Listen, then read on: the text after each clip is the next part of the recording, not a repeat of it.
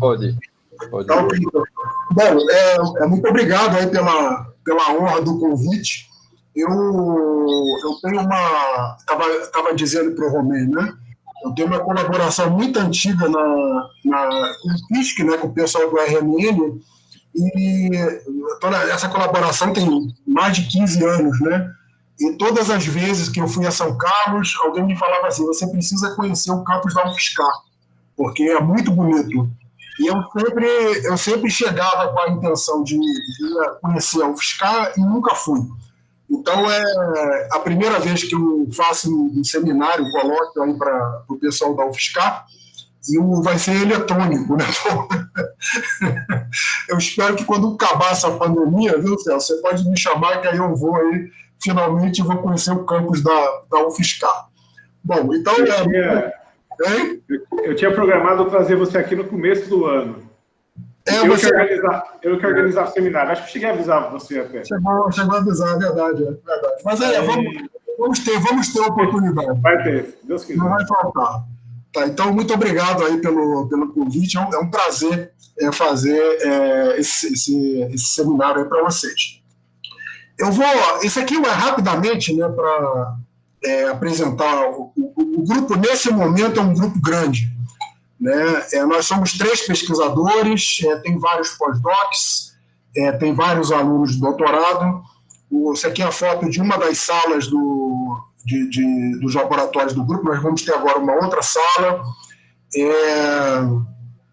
Então, nesse momento, a gente tem bastante gente envolvida, muitos colaboradores, né? Inclusive, eu vou apresentar trabalhos em colaboração com o pessoal da UFSCar, e eu espero poder manter essas colaborações e aumentá-las de fato.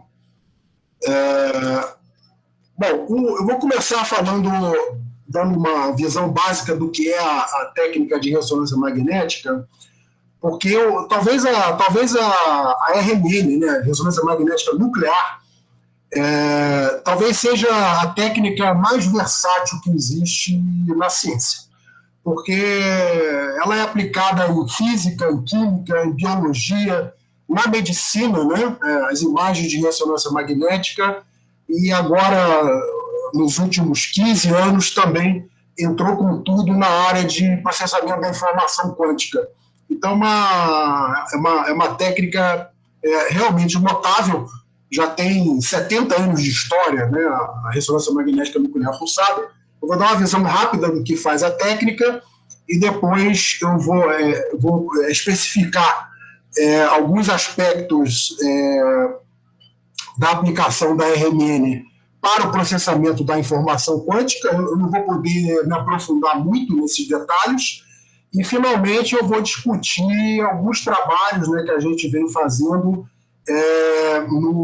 nesse tema específico, né, que na literatura é conhecido como termodinâmica quântica. Então, a técnica, ela tem...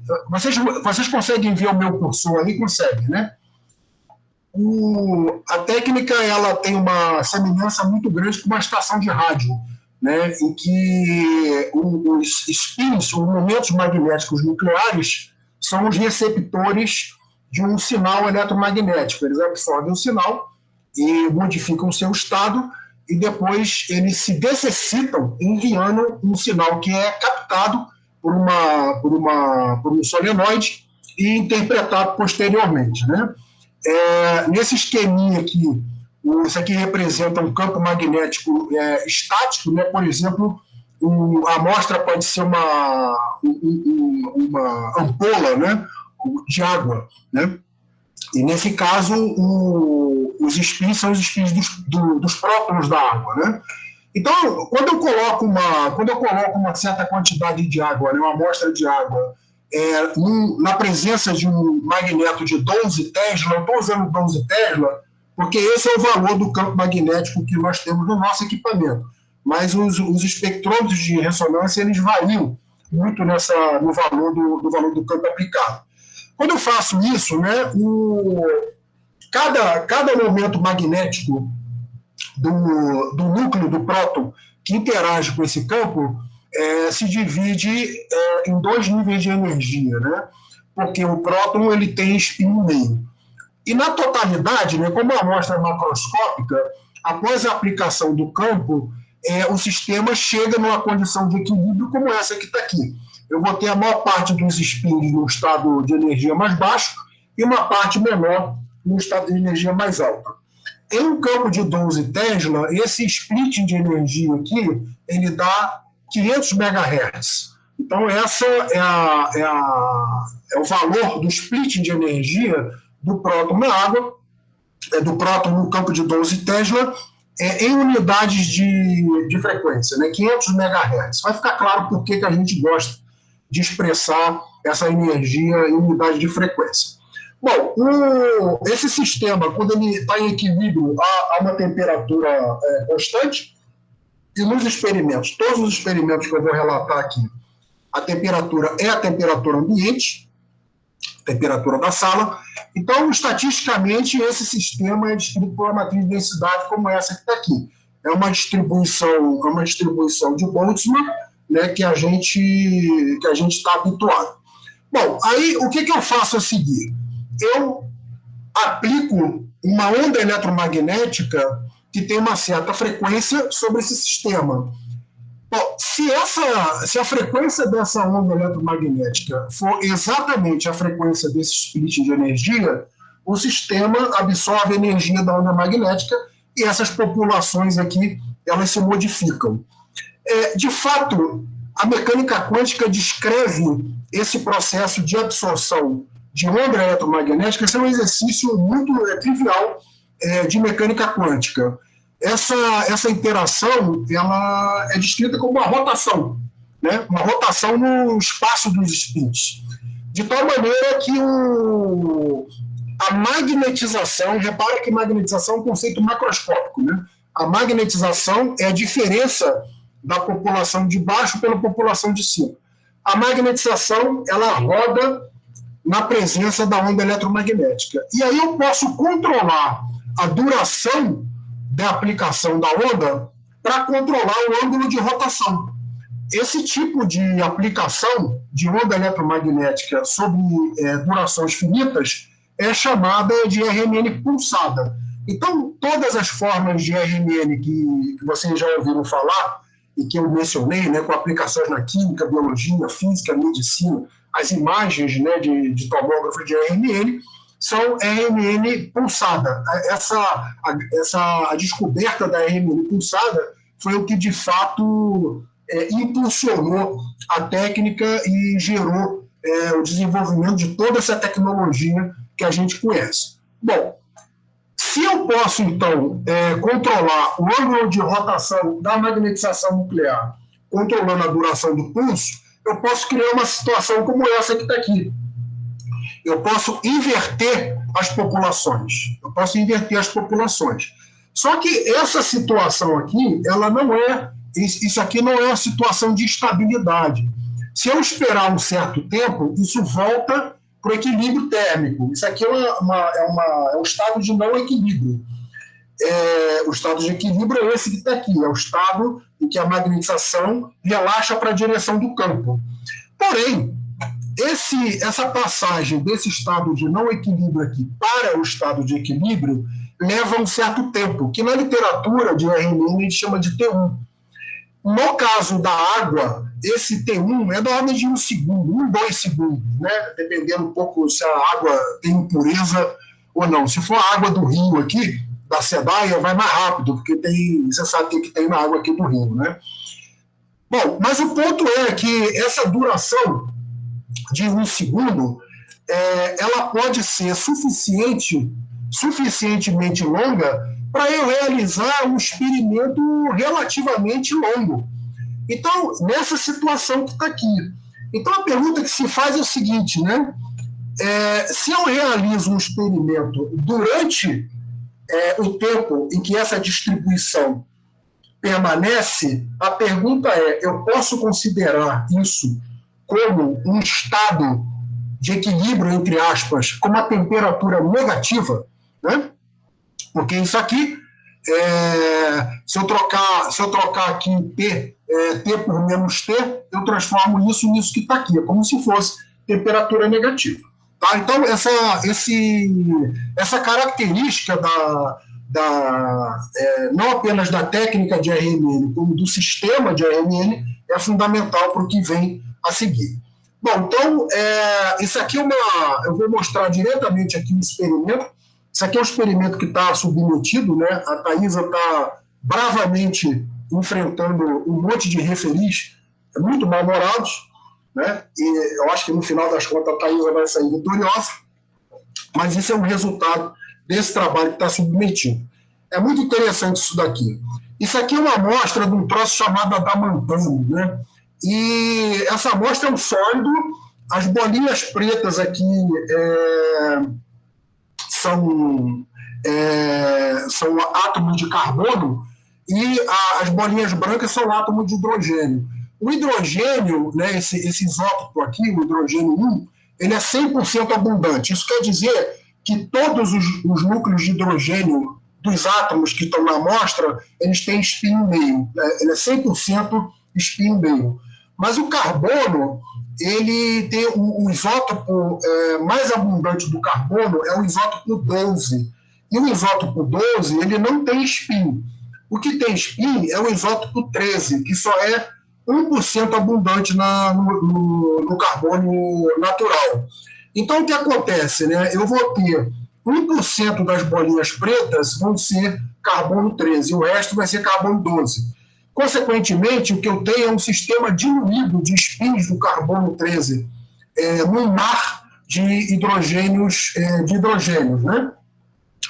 Então, eu vou considerar, esse experimento considera que o carbono 13 ele é o meu sistema, é a minha amostra, e o hidrogênio é o meu banho. Né? O hidrogênio ele interage com o carbono através dos elétrons que formam as ligações químicas.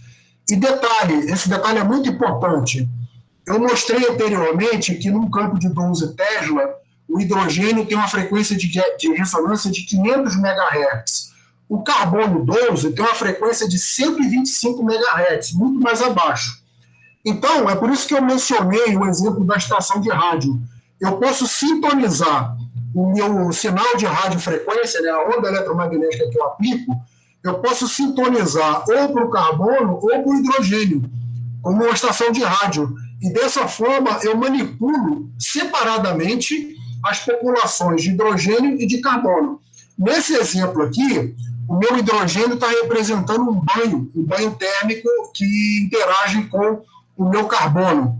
E, portanto, eu tenho um controle tanto sobre o banho quanto sobre hidrogênio, quanto sobre a amostra, que são os carbonos.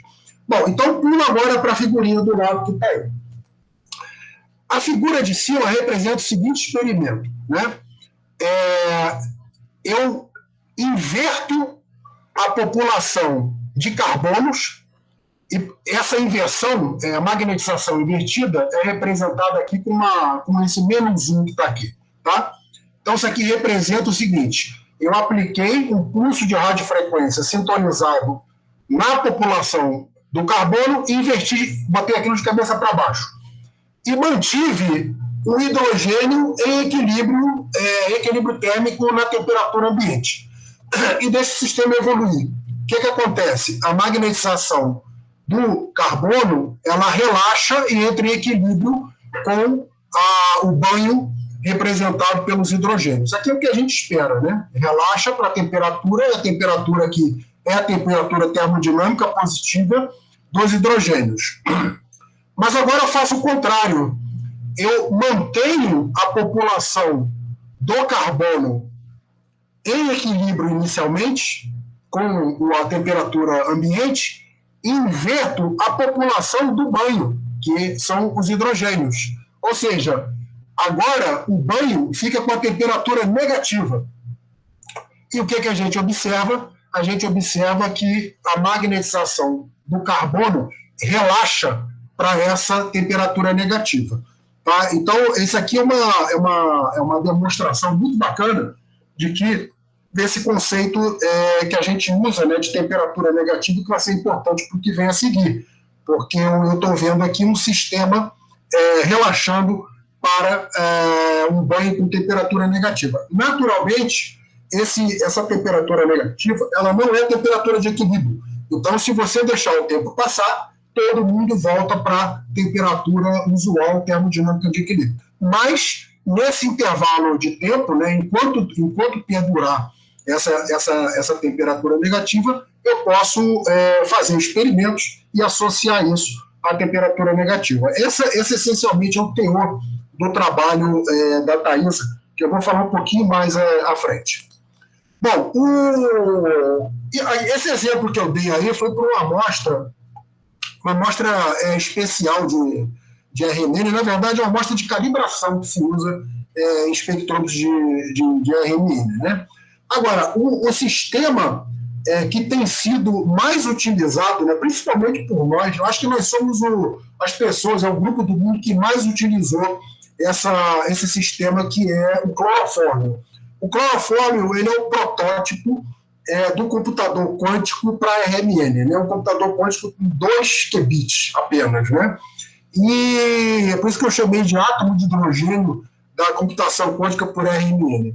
Aqui é um esquema da molécula de clorofórmio, e é um carbono que é ligado a 3 cloros e a um hidrogênio, né? Os cloros aqui não vem ao caso comentar, mas eles não fazem diferença para o experimento de RMN, né?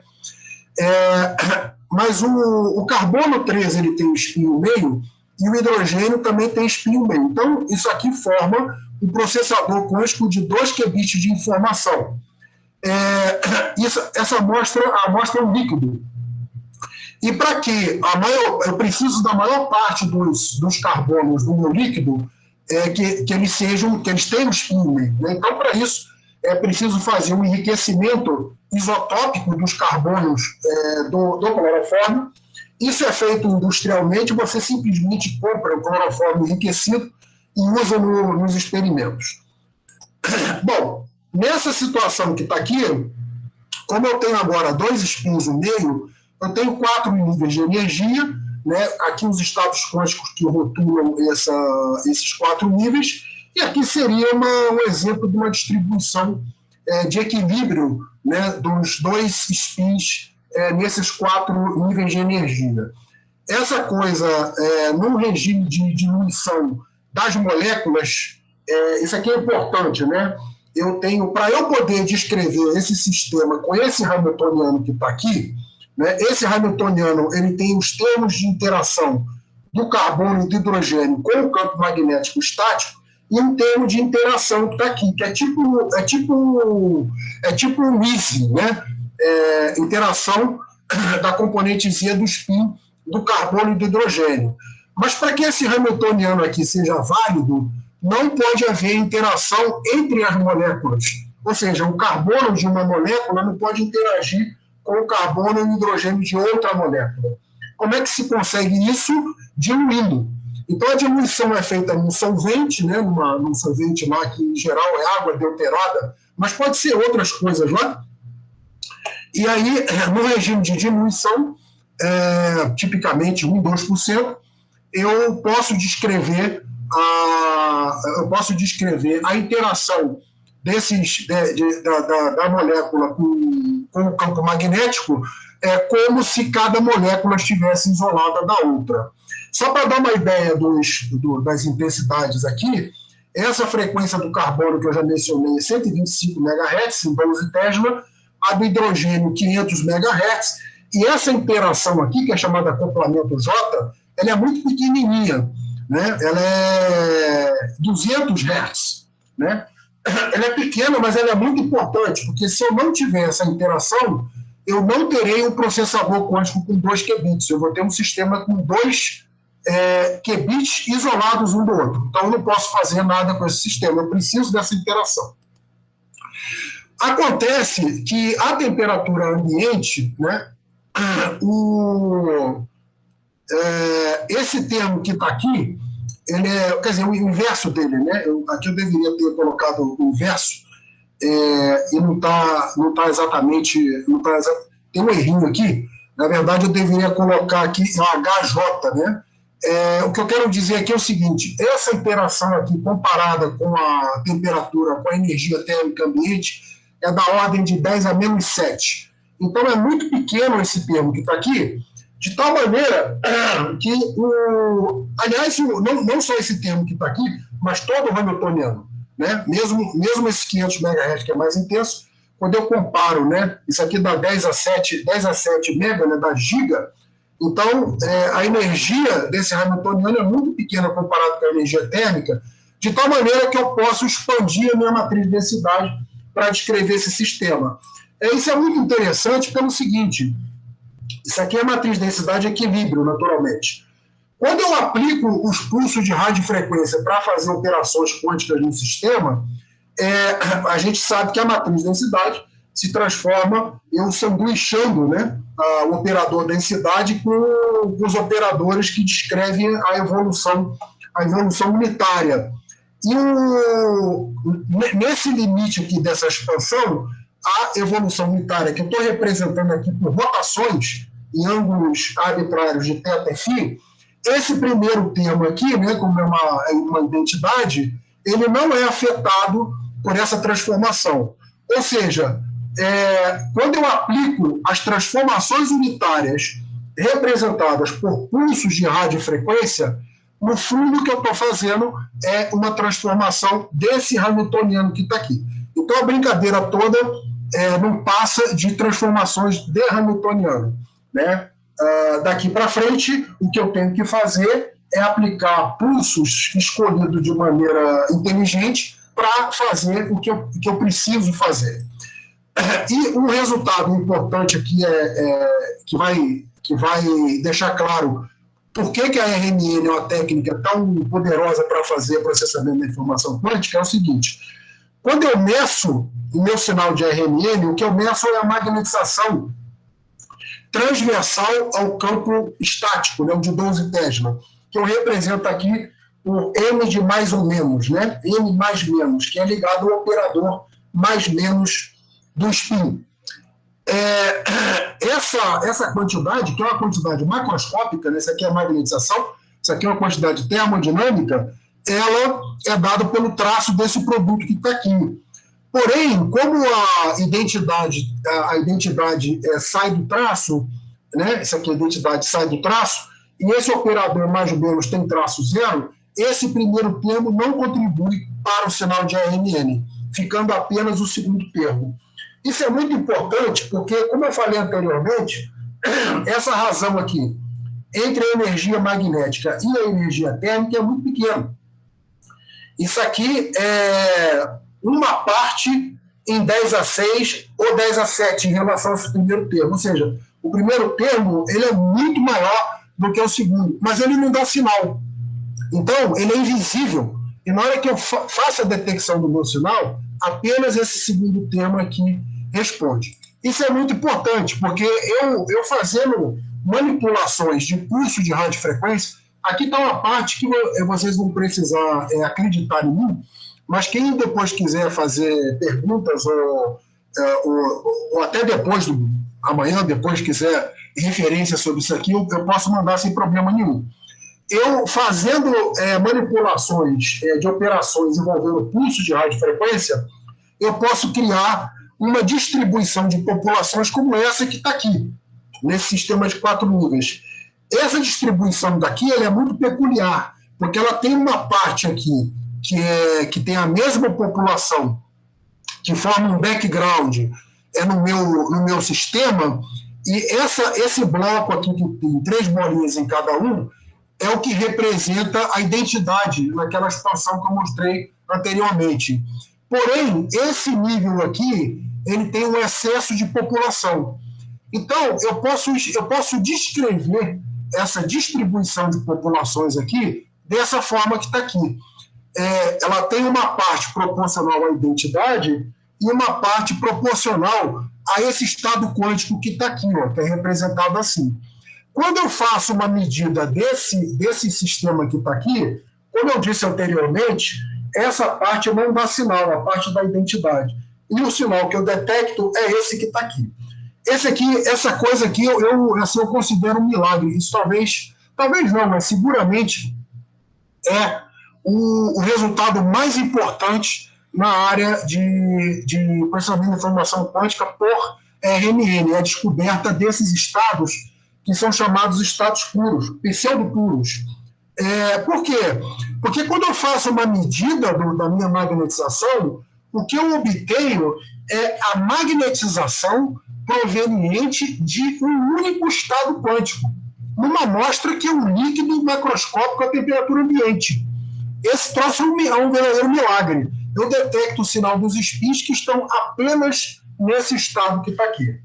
Bom, e agora eu posso fazer várias coisas, porque, por exemplo, né, como eu tenho controle das frequências dos pulsos, eu posso aplicar o pulso de rotação, eu posso rodar de π essas populações aqui, e aí obter isso que está aqui. Ou seja, eu agora, se eu fizer uma nova medida no meu sistema, eu vou obter o sinal apenas dos spins que estão nesse estado aqui, up-down.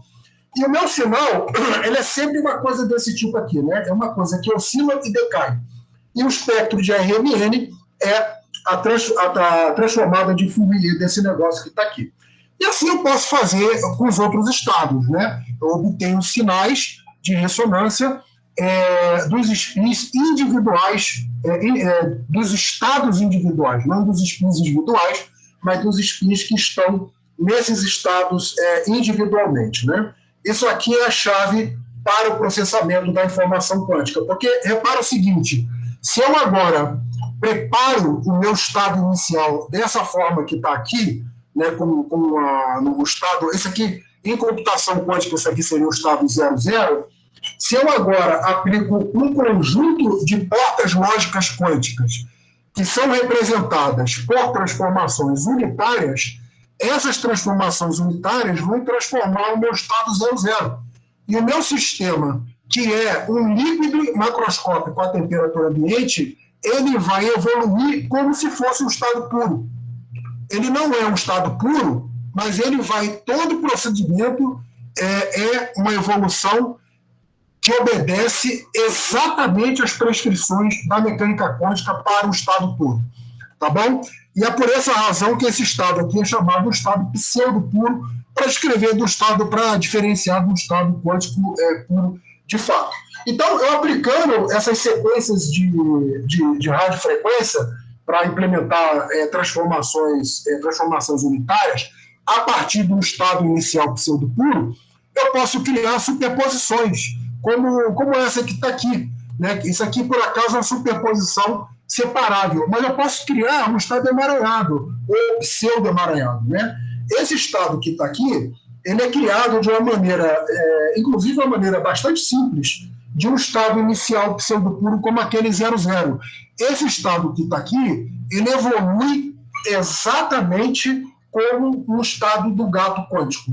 Né? A gente tem um trabalho mostrando que esse estado que está aqui, ele se comporta exatamente, aliás, os experimentos batem em cima um do outro, como naquele experimento famoso de 85 do Alain Aspect, de violação da desigualdade de Bell. A gente colocou os pontos de RMN exatamente em cima dos pontos de ótica, usando esse estado que está aqui. Né? Então, essas sequências de pulso permitem que eu faça essa brincadeira com os estados e permitem também que eu caracterize o estado final. Isso é uma coisa importante, né? Caracterizar o seu estado final após uma sequência qualquer, fazendo o que é conhecido como tomografia de estado quântico. Ou seja, eu consigo preparar o estado inicial, fazer as transformações unitárias ligadas que representam um algoritmo qualquer, um protocolo quântico, e ao final determinar o estado resultante. Ou seja, toda a cadeia, né, de preparação do estado, implementação do algoritmo e medida do estado final é feito dessa forma. Em particular, eu consigo implementar algoritmos que me permitem estudar a dinâmica quântica em sistemas termodinâmicos. Né? O RMN é, por excelência, um sistema termodinâmico. E é isso que na literatura se chama termodinâmica quântica.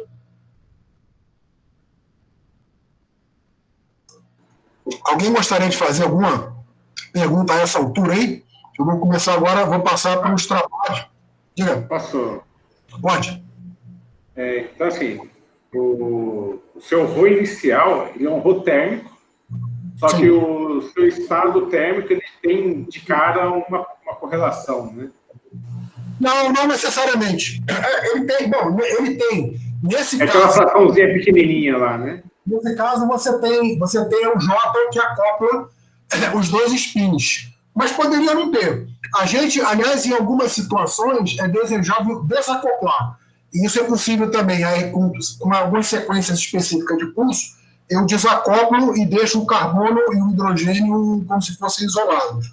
Mas é verdade o que você falou. De início, eu tenho uma correlação que é causada por aquele acoplamento J. Tá. Isso aí, ontem estava conversando com o Roman, que eu acho que tem a ver com algo que o Roman está interessado, né? Ele estuda luz emitida por amostras atômicas, né? Só que aí qual que é o detalhe? Emite muito pouco. A maior parte do tempo não emite nada, né? Então, e o pouco que emite, se a gente calcula o estado do sistema como um todo, tem uma parcela muito grande do vácuo, uma parcela pequenininha de fóton lá. Na hora que você pega o rho total desse sistema, é um rho misto com uma parcela muito grande de estado de vácuo.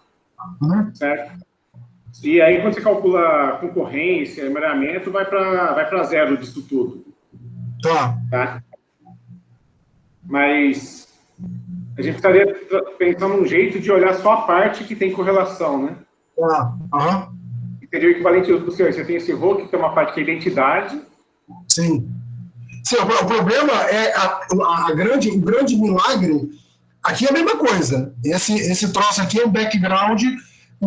Vamos botar assim, né? 99,9999% da entropia está aqui. A gente tem uma fraçãozinha que é diferente. Porém, a técnica só mede isso daqui. Se eu fizer a medida aqui, esse troço vai se comportar como um estado emaranhado. Essa que é o grande lance, né? Em ótica, em experimentos de ótica, eles fazem um troço chamado pós-processamento, né? Ou seja, é preciso, porque quando você produz, por exemplo, estados correlacionados, estados emaranhados com ótica, é a mesma coisa, né? Você tem uma probabilidade de que os fótons saiam emaranhados, mas tem uma grande quantidade de fótons que são detectados que não estão emaranhados. Então você tem que separar os dois. Aí nos experimentos de ótica, eles fazem isso por um pós-processamento. Na RMN, isso já vem de bônus, porque o tipo de medida que é feita, né, que é a medida de ensemble, não detecta esse background, mas ele está lá. Ele está lá. Teve uma discussão no passado grande sobre se o troço está emaranhado, se não está, enfim, quase que filosófica, né, com uns trabalhos bem interessantes. E aí eu acho que resolveram o problema chamando esse troço de pseudo-emaranhamento. Então tá bom, deixa pseudo. Ok?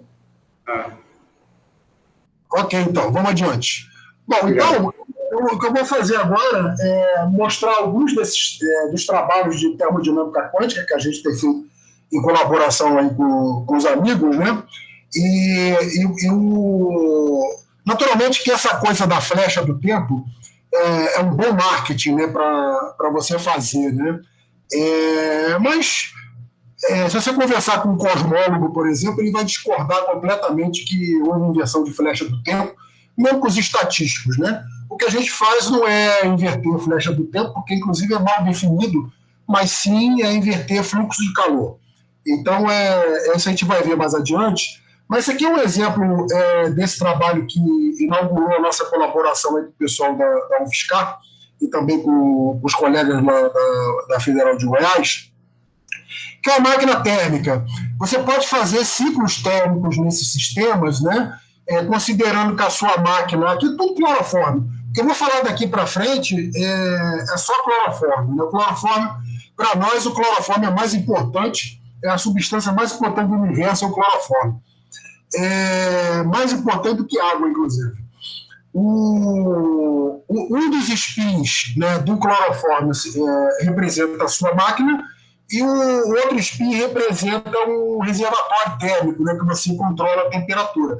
Sendo que eu posso controlar tanto o estado da máquina quanto o estado do reservatório. E o ciclo termodinâmico, nesse caso, né, que representa a expansão e compressão de um gás, por exemplo, é a expansão e compressão dos níveis de energia. Eu posso fazer isso controlando a amplitude do meu campo de radiofrequência. Isso é possível fazer. É um pouco técnico, mas não é nada complicado. E a RMN não tem, pelo menos a RMN aplicada à informação quântica não tem nada muito complicado, não. Bom, então é isso que a gente faz nesse trabalho, né? No caso aqui, é uma máquina de Otto que opera com reservatórios a temperaturas negativas, né? Esse é um conceito muito interessante. Como é que fica, né, a eficiência desses ciclos termodinâmicos se o reservatório tiver temperatura negativa? Então, o algoritmo quântico que faz isso está representado aqui em cima, né? E aqui embaixo esse bloquinho que está aqui representa sequências de pulsos, né? São os pulsos de π sobre 2 e intervalos de evolução entre eles, né? Então, aí o Rogério e a Thaisa, o trabalho deles aqui foi descobrir essa sequência e também vieram aqui para o Rio, né, e fizeram um experimento que acabou ficando muito bacaninha, né? Depois aí o pessoal da UFSCar que tiver curiosidade, quiser saber detalhes, a Thaisa está aí para isso mesmo. Então, o resultado mais importante é esse daqui, né? Esse aqui é a eficiência do ciclo térmico em função da população do estado excitado, né? do spin que representa a máquina. E aqui o interessante é que, num determinado ponto, né, a eficiência, quando a temperatura começa a ficar negativa, a temperatura aumenta, a eficiência aumenta muito quando a temperatura fica negativa. Então, o que esse trabalho mostrou é que uma máquina de Otto funcionando com reservatórios a temperatura negativa, ela tem uma eficiência muito maior do que a eficiência de uma máquina de Otto clássica. O grande desafio agora, né, o pessoal a turma está pensando, é saber como é que você extrai trabalho disso, né? Porque uma eficiência é boa mesmo quando você consegue usar isso para realizar trabalho, né? Eu acho que deve ser possível, né? Deve ser possível montar um esquema, por exemplo, com 3 ou 4 spins, em que você realiza o ciclo térmico e aí essa eficiência maior a gente possa usar para realizar trabalho no terceiro spin. Isso seria bem interessante, né? Demonstrar a utilização desse tipo de coisa. Então, ciclos térmicos é possível, qualquer ciclo térmico que possa ser mapeado num algoritmo, né, desses de computação quântica, é possível fazer com esses spins, né? Aqui, o fato de usar o clorofórmio é simplesmente porque a RMN dele é muito bem conhecida e é fácil de manipular. Bom, um segundo trabalho que nós fizemos, eu acho que, de fato, esse aqui foi o primeiro trabalho que nós fizemos nessa área de termodinâmica quântica, foi feito com a turma lá da UFABC, sobre distribuição de trabalho. Então, nessa área, né, existe esse conceito de distribuição de trabalho, que é um conceito muito importante. Você realiza trabalho sobre um sistema que tem uma distribuição discreta, né, de níveis de energia. Você define um trabalho, uma probabilidade de que um trabalho W seja realizado num processo chamado forward. A gente vai usar esse termo forward porque tem o backward também, né, que é importante, né? Mas a definição é a mesma. Então, essa definição aqui é o seguinte: o Pn0 é a probabilidade do sistema se encontrar no estado de energia N no instante zero. E aí eu realizo o trabalho sobre esse sistema aplicando uma transformação que dura um tempo tal. E aí, esse P tal de NN é a probabilidade de que o sistema, no instante tal, partindo de M, chegue a M de Maria. Então, e aí você soma todo mundo, isso aqui é só para garantir a conservação da energia, e isso aqui é a definição de probabilidade de realização de trabalho W. A quantidade importante para nós, na verdade, não é essa que está aqui, mas a sua transformada de Fourier, que é chamada função característica. Essa quantidade ela é importante porque eu consigo fazer um circuito, que eu já vou mostrar, que implementa a realização dessa transformada de Fourier. E por que eu quero fazer isso? Eu quero fazer isso porque existem duas relações que vêm aí dessa área de termodinâmica de não equilíbrio, que não é a minha especialidade, mas aí tem o Celso, que é especialista nesse troço, que tem essas duas relações aqui. Uma é chamada relação de Tazak e Crookes, e a outra de Jarzynski. E essa relação que está aqui, ela diz o seguinte, né, que a razão dessas probabilidades, né, do trabalho realizado forward pelo trabalho backward é igual a essa quantidade. Essa quantidade que está aqui ela é muito importante, como vocês vão ver no próximo segmento, né? E onde W é o trabalho, é o trabalho, e o ΔF aqui é a variação da energia livre no processo. E o Jarzynski é uma outra relação também envolvendo a variação da energia livre e diz que a média dessa quantidade é igual a isso que está aqui. Então, para eu calcular essa média que está aqui, eu preciso conhecer a distribuição de probabilidade. Tá? Bom, então qual foi o resultado desse trabalho? Aqui está o circuito, né? Novamente carbono e hidrogênio. Tá? Esse circuito que está aqui, que é um circuito quântico, mas cada uma dessas operações aqui representam uma sequência de pulsos de radiofrequência. Esse circuito que está aqui, ele implementa essa função característica, o que é muito legal, porque aí eu faço a medida, eu implemento esse circuito, meço a função característica, faço a sua transformada de Fourier e obtenho a distribuição de trabalho, que é isso que está aqui. O que vocês estão vendo aqui oscilando, né, é a implementação da função característica. Esse U que aparece aqui é esse tempo, né? Cada ponto desse aqui é um experimento separado, né, para um valor de U, e ela dá o azul é o forward e o vermelhinho é o backward. E aí, quando eu faço a transformada de Fourier, eu obtenho essas distribuições. Isso aqui, pelo menos na época, né, a gente alegou no trabalho que foi a primeira detecção de uma distribuição de trabalho discreta. Tinha um exemplo na literatura, inclusive na Nature, de uma distribuição de trabalho, mas era num sistema clássico, né? Então a gente mostrou essa distribuição discretizada aqui, que é uma assinatura do sistema quântico, né? E aí a gente aprendeu a fazer isso foi importante para tudo que veio depois, né? Esse aqui foi um bate-pronto, né, que veio logo depois, também publicado lá com a turma de São Paulo. Foi o primeiro trabalho aí que a gente conseguiu vender, né, como um experimento de flecha do tempo. Eu acho que milagrosamente eu vou conseguir acabar o tempo, viu? Eu nunca consigo. Então, a ideia aqui é o seguinte, a ideia é fazer um experimento onde a gente controla a produção de entropia, porque essa ideia da flecha do tempo, né, de que o tempo só anda para um lado, existe essa noção de que isso está ligado à produção de entropia, ou seja, a entropia aumenta e aí lascou, você não consegue mais voltar atrás e aí o tempo só vai para um lado. A gente, todo dia de manhã, quando eu acordo e me olho no espelho, eu percebo esse fenômeno de produção de entropia. Aqui o experimento é o seguinte, né? Eu preparo um estado inicial de equilíbrio, né? Ou pode ser o meu estado térmico normal. Realizo sobre esse estado uma transformação que eu estou representando por esse H aqui, uma transformação forward.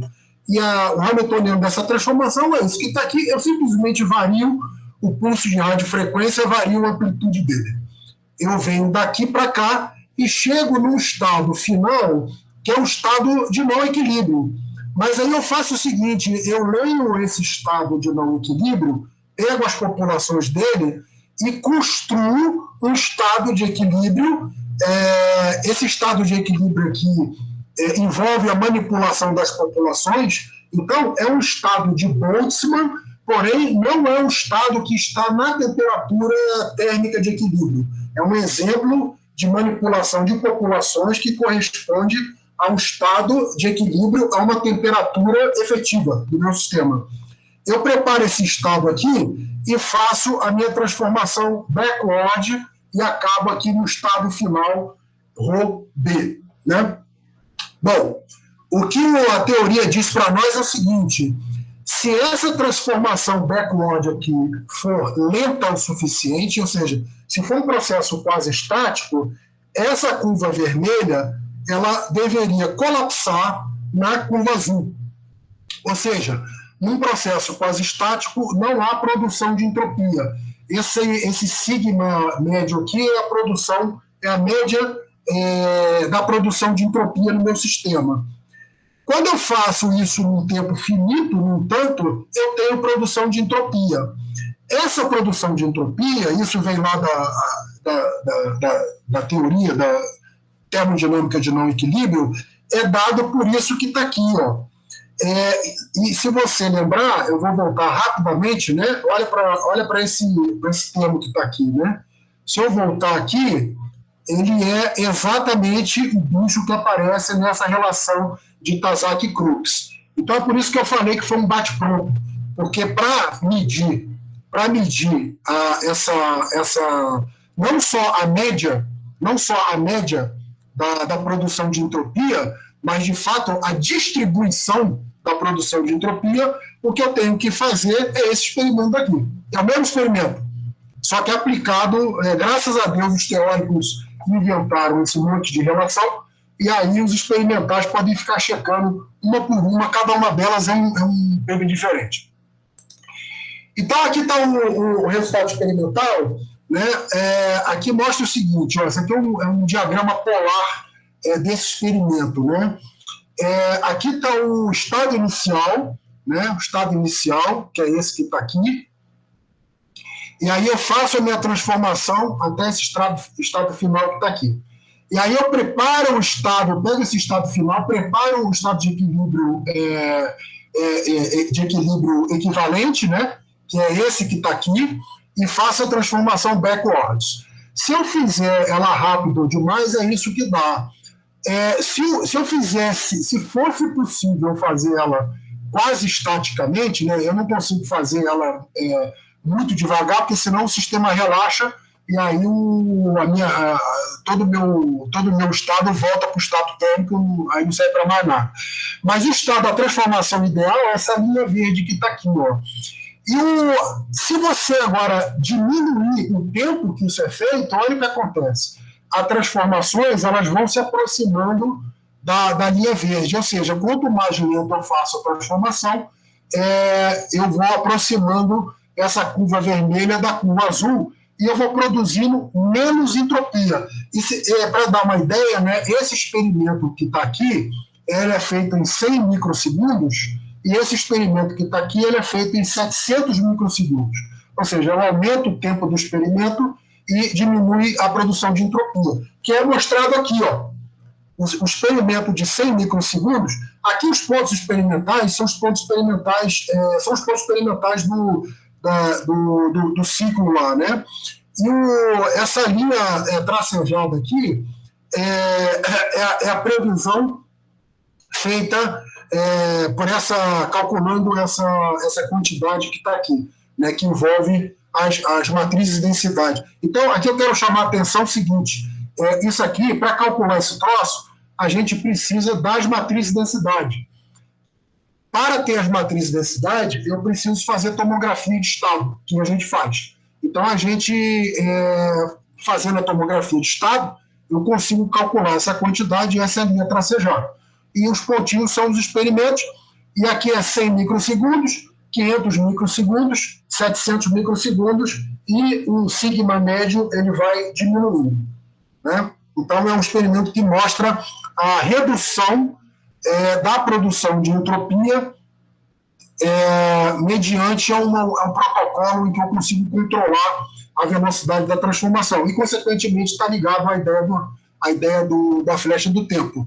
Aqui é só para mostrar, né, que se eu calculo essas coisas aqui, eu posso calcular também a distribuição da produção de entropia. E é óbvio, né, isso está praticamente idêntico à distribuição de trabalho, né? Mas o interessante aqui é que quando você calcula a média, dá sempre maior do que zero, que é o que prevê a segunda lei da termodinâmica. Então, eu posso ter, num determinado processo, eu posso ter produção de entropia negativa, mas quando eu faço a média, dá sempre maior do que zero. Isso é um resultado que eu achei bastante bacana. Vocês veem como é que o laboratório, como é que o clorofórmio, né, é um laboratório interessante.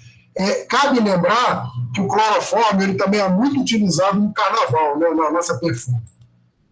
Então, eu trouxe realmente uma substância sensacional. Por fim, esse aqui é um outro trabalho que está ligado a essa ideia de flecha do tempo, né?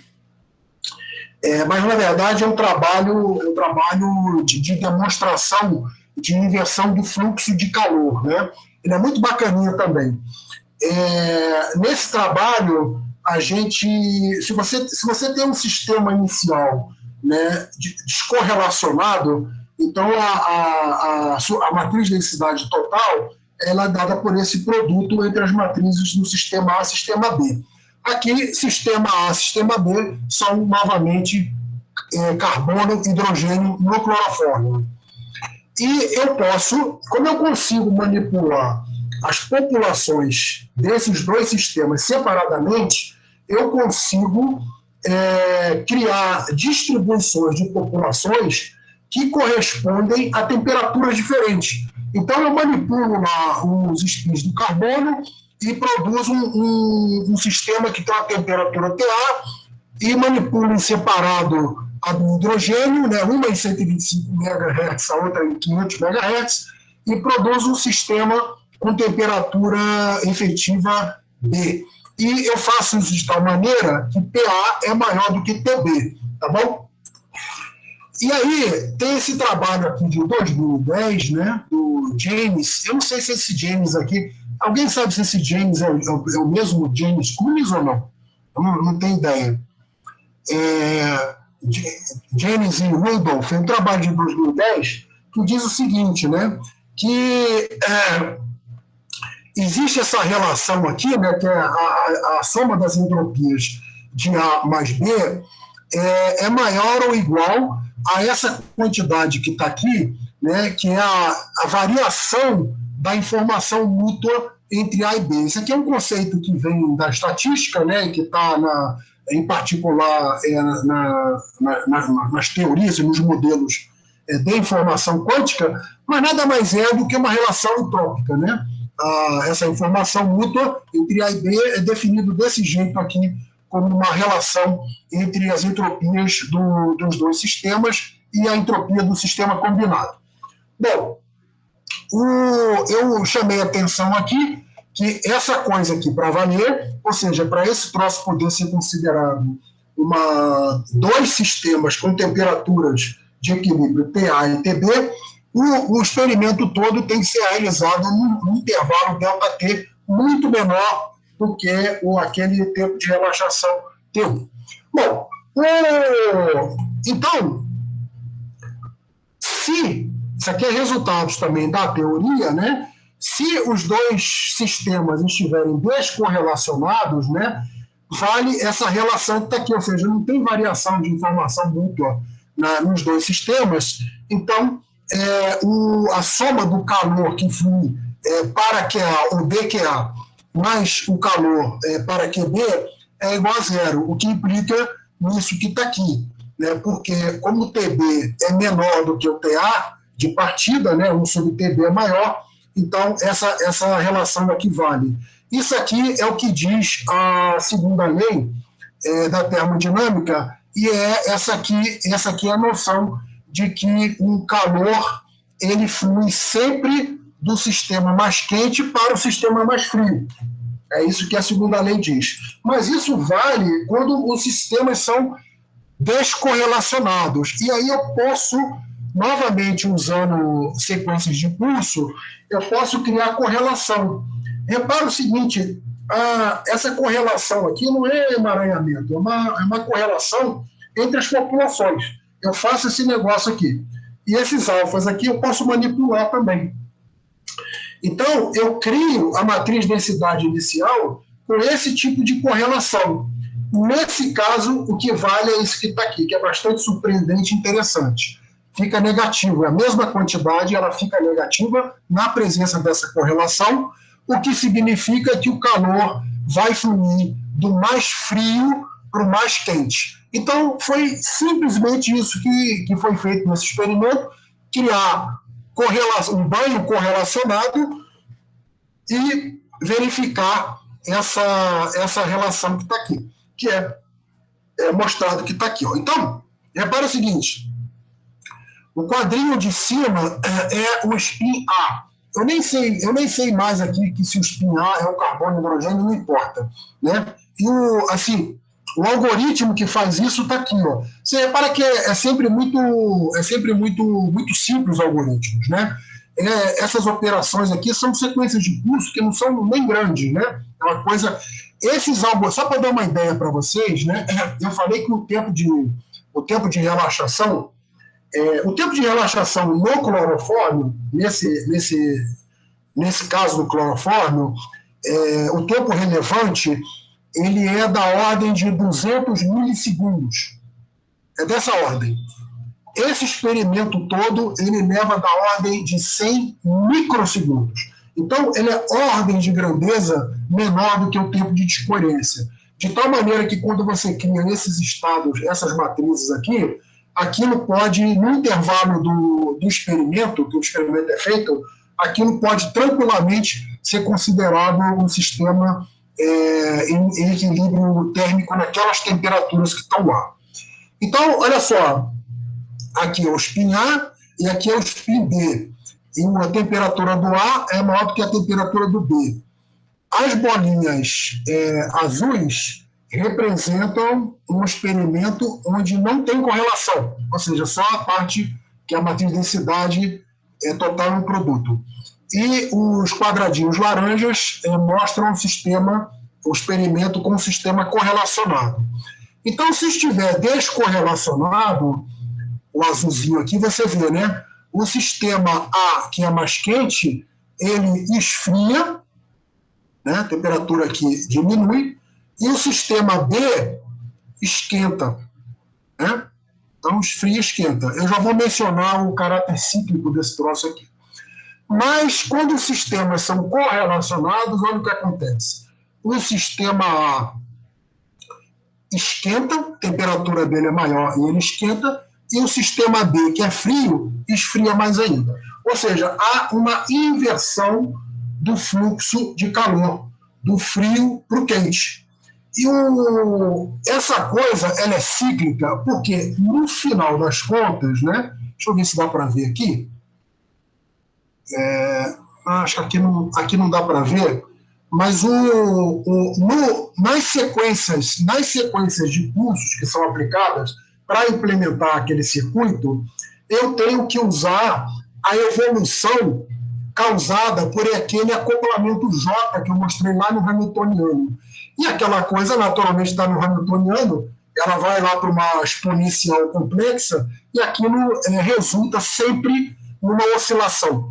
Então, a gente, inclusive, chama de oscilação J.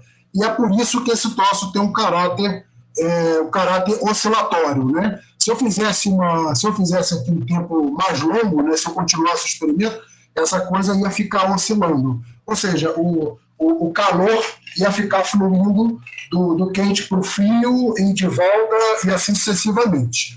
E uma coisa interessante, né, é que eu posso calcular também né? Como eu conheço lá as matrizes de densidade, eu posso, no final das contas, calcular as entropias e a informação mútua.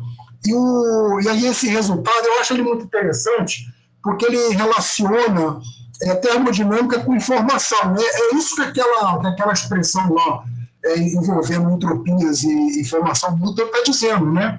Então, esse procedimento, né, do calor fluido do mais frio para o mais quente se dá às custas do consumo da informação mútua do sistema. Né? Então, tem toda uma conexão entre termodinâmica e informação que esse experimento, ou experimentos desse tipo aqui, permitem que sejam estudadas. Né? E tem várias outras coisas que se pode... Se você tem a matriz de densidade do sistema, você pode calcular o que você quiser. Né? Então, os teóricos ficaram bastante felizes com isso. Bom, então, em resumo, né, com a RMN, né, que é uma técnica realmente versátil, eu posso criar estados de spin correlacionados ou descorrelacionados, manipular populações, coerências, posso simular reservatórios térmicos com temperaturas diferentes na mesma amostra, posso implementar essencialmente qualquer tipo de transformação implementando dinâmica quântica nesses sistemas térmicos, que é o que esses experimentos aí fizeram, né? E no final eu ainda caracterizo completamente esses estados. A limitação que a gente tem é o tamanho. Se eu botar, eu consigo fazer isso muito bem com carbono, hidrogênio no clorofórmio, porque é um sistema muito adequado, né? Mas se eu for para um sistema de 3 spins acoplados, a vida já fica bem mais complicada, né? Porque a matriz de densidade fica enorme, o sistema começa a relaxar de maneira mais rápida e diferente. Para dar uma ideia para vocês, a gente está, sei lá, 15 anos nessa área, a gente jamais fez um experimento com 4 spins. Agora é que tem uma proposta e possivelmente vamos conseguir fazer. Mas a gente está esse tempo todo trabalhando com 2 spins e 3 spins. O recorde, ele é do grupo do Laflamme, Raymond Laflamme, né, que é um teórico, curiosamente, mas foi durante muito tempo diretor lá do Instituto de Computação Quântica de Waterloo, no Canadá, e eles fizeram experimentos bem-sucedidos, não com sequências muito longas, né, mas experimentos bem-sucedidos com 13 spins acoplados. Né? 13. Isso dá um espectro de RMN muito complicado e é muito difícil fazer uma coisa dessa. Né? Ninguém acredita mais que RMN de amostras líquidas, né, ou sólidas, seja uma boa técnica para fazer computação quântica de larga escala. Mas, para fazer esses estudos fundamentais e fazer experimentos de bancada, é uma técnica realmente útil. De tal maneira que a gente está muito feliz, né, com de fazer essas coisas, né? E quem tiver ideias de experimentos, aí tem o Celso, é só entrar em contato que a gente faz. A gente, a partir de outubro agora, viu, Thaís? Eles vão entregar o nosso novo RMN. Até dezembro a gente deve ter um RMN da Brooklyn instalado.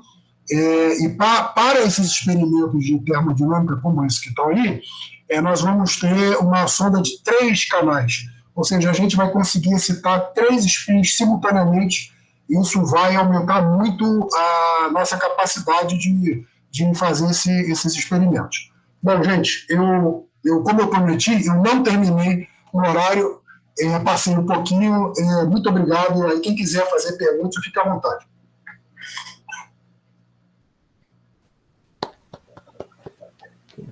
Muito obrigado, Ivan. Perguntas? Eu tenho. Oi, Ivan, tudo bem? Esse trabalho seu, esse último que você falou, que vocês invertem o calor, né, o fluxo de calor do mais frio para o mais quente. Uhum. Nesse trabalho, eu li ele, e eu achei esse trabalho sensacional. Vocês pegam o sistema e o ambiente, o sistema e o banho, eles são mais ou menos do mesmo tamanho, não é? O banho, para nós, o que a gente chama de banho são os outros graus de liberdade do meu sistema, né? Então, vibrações da molécula, né? Todo tipo de interação, porque como esse troço a temperatura ambiente, os spins, eles têm um ruído térmico, né?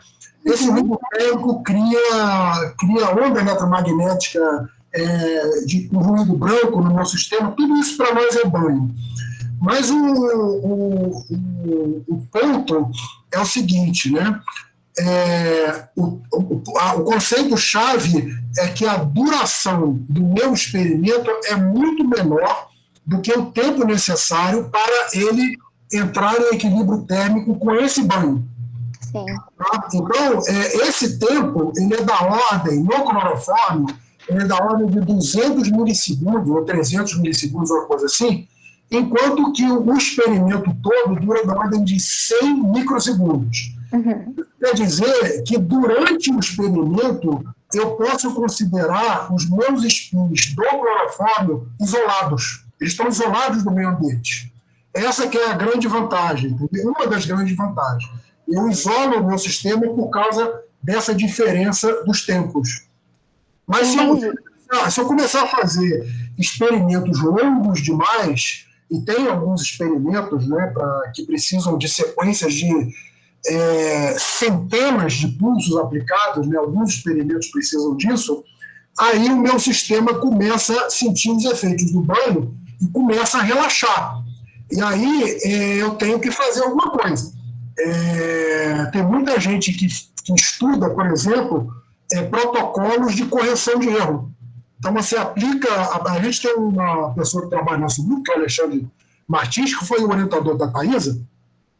Ele é especialista nisso, né? Aplicar protocolos de correções de erro para mitigar os efeitos da descoerência causada pela relaxação. Mas, nesses exemplos que eu mostrei aí, o tempo do experimento é sempre muito menor, de tal maneira que, durante o experimento, a gente pode considerar um sistema isolado. Isso quer dizer que aquelas temperaturas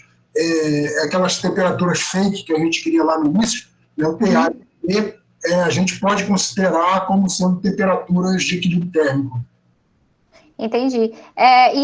Então você tem dois sistemas, um sistema A e um sistema B, né? Que você passa o calor do mais frio para o mais quente. Sim. Eu tenho uma outra pergunta com relação a isso. No caso, esses dois sistemas, eles têm o mesmo tamanho, né? Porque é a molécula. Sim. Então, você acha que seria possível fazer isso com um sistema pequeno e um banho, em que eu pego o calor do meu sistema, que é frio em relação ao banho, e passo para o banho? Você acha que isso seria possível, ou os graus de liberdade atrapalhariam e sofreria uma decoerência muito rápido? Olha, esse banho termodinâmico verdadeiro, né, que é o banho que define a temperatura de equilíbrio termodinâmico, nós não temos controle sobre ele. Né? Esses graus de liberdade todo, né, de vibração das moléculas, etc., né? A nossa amostra é um vidro que tem um líquido dentro, é um líquido macroscópico, né? Vários mililitros, né, de um líquido macroscópico, e está na temperatura da sala, 25 graus Celsius. Esse é o nosso banho. Né? Eu não tenho controle nenhum sobre isso. Agora, se você me der um sistema como aquele do adamantano, por exemplo, em que os hidrogênios eles representam um banho de verdade, vamos dizer assim, quase de verdade, né? De verdade no sentido de que todos os hidrogênios têm um spin e eles definem a temperatura dos carbonos, né? Que são diluídos naquela amostra. Mas eu consigo controlar os hidrogênios. Se você me der um sistema em que o seu banho é formado por spins de hidrogênio, a resposta é sim. Eu posso fazer qualquer coisa. Legal. Qualquer coisa. Entendeu? Legal, Márcia. E eu tenho uma última pergunta. Prometo que é a última. vocês chegaram a olhar a relação de não marcovianidade com esse fluxo reverso de calor? Porque o que eu entendo disso?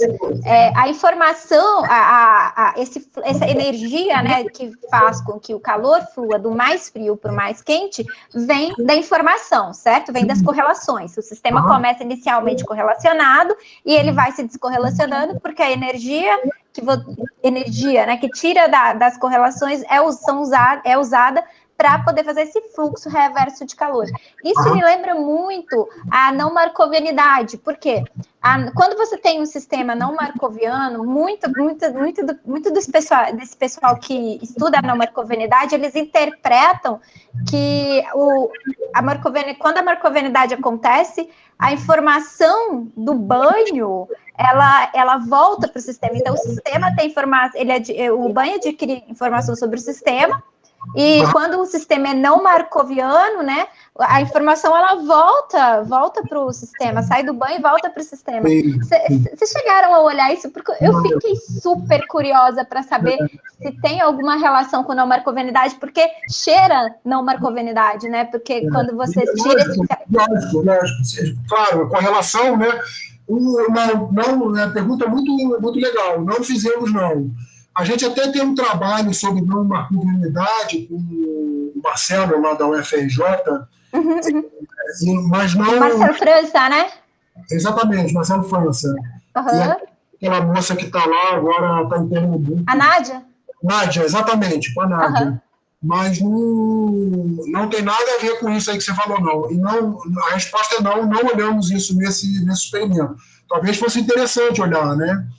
A gente tem esses protocolos todos prontos, né? E, na verdade, o experimento é simples, não é complicado, não. A sofisticado aí é a ideia só. Então, se você quiser fazer sugestões por isso aí, a gente está feliz em conversar. Legal. Legal? Tenho sim. Depois eu te entro em contato, te passo. Por favor. Mais perguntas?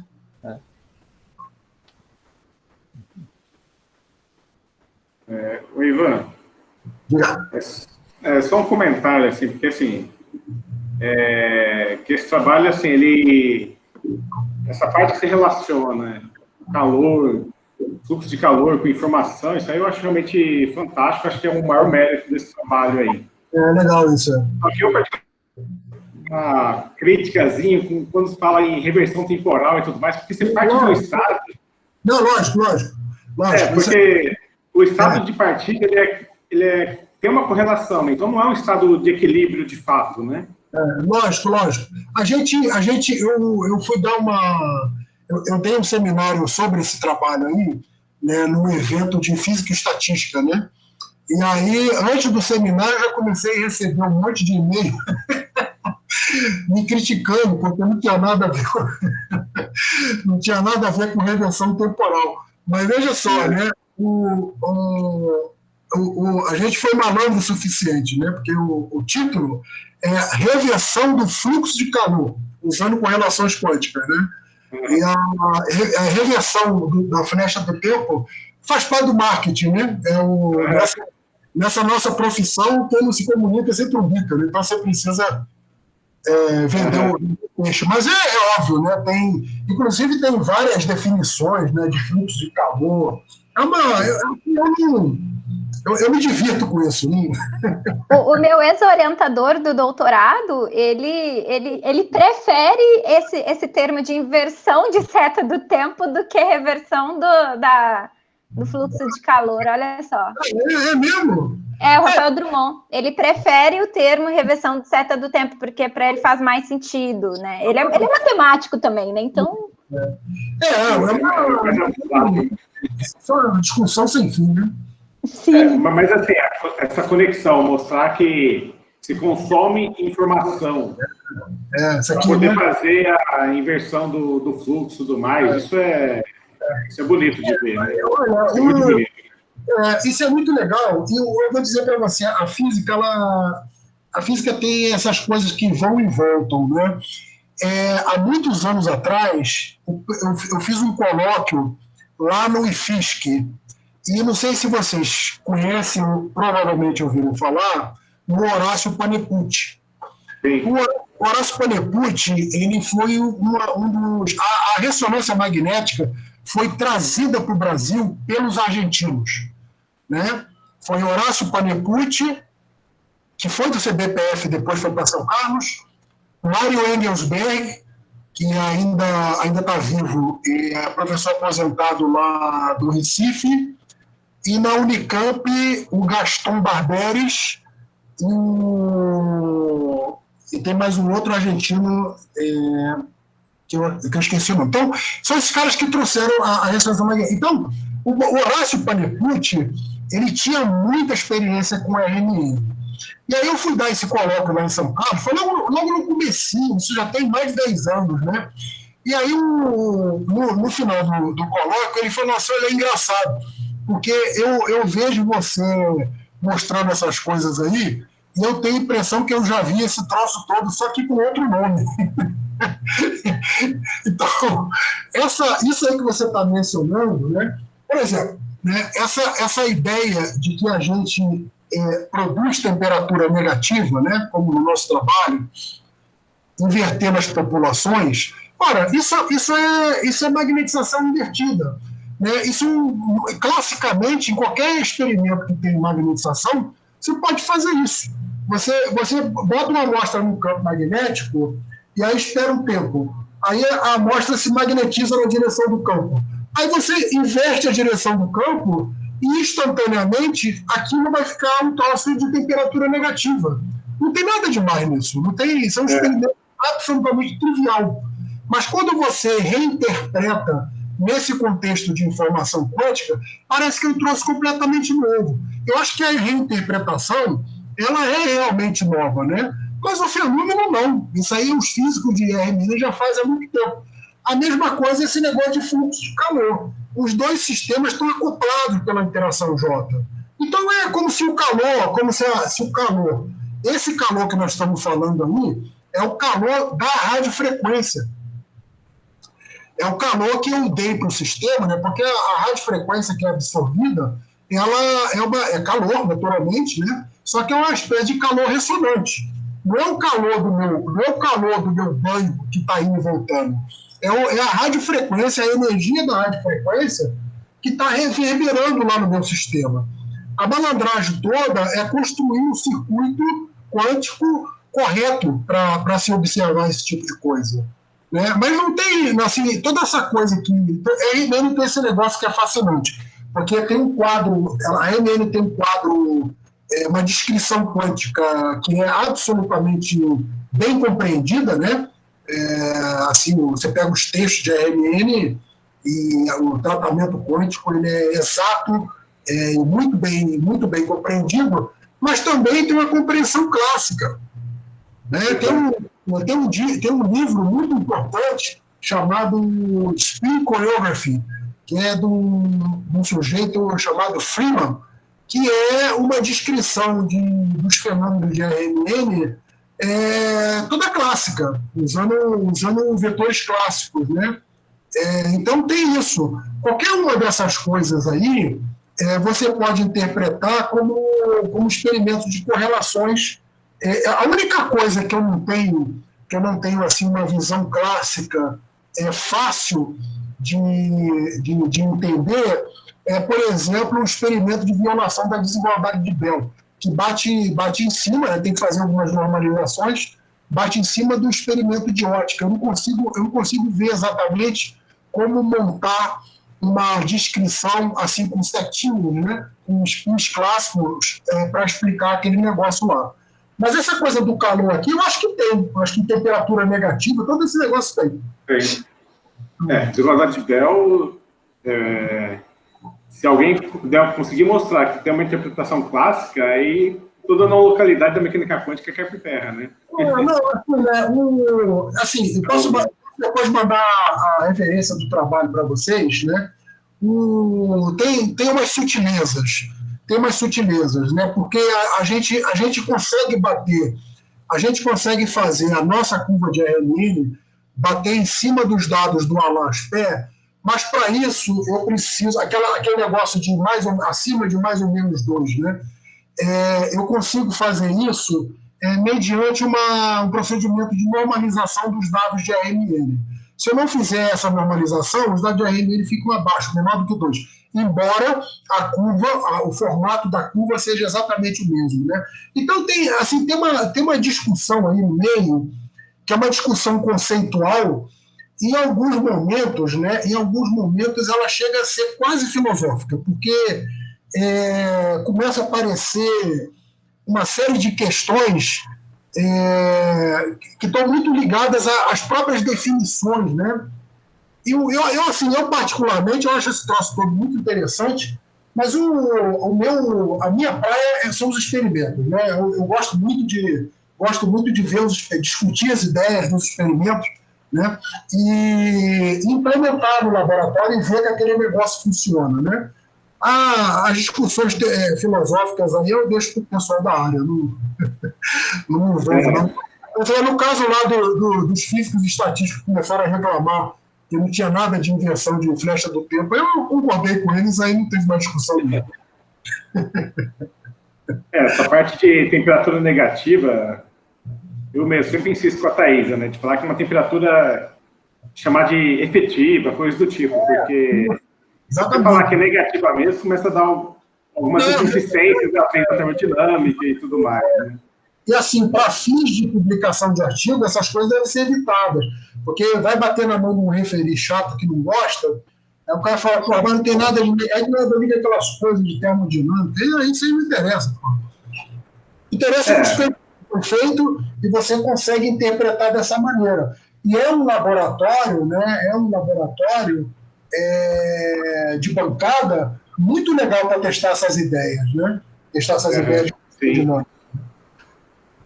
Só para vender um pouco o nosso trabalho para a Sheila, que tinha feito a pergunta do sistema ser marcoviano ou não, no primeiro trabalho que o Ivan mostrou lá na frente, do espinho de carbono evoluindo para temperatura efetiva ou negativa, naquele trabalho a gente mostra como é que funciona o sistema virando marcoviano, ele sendo marcoviano. Sério? Realmente para 2 qubits, igual ele fez ali, realmente não. Você vê que não é marcoviano.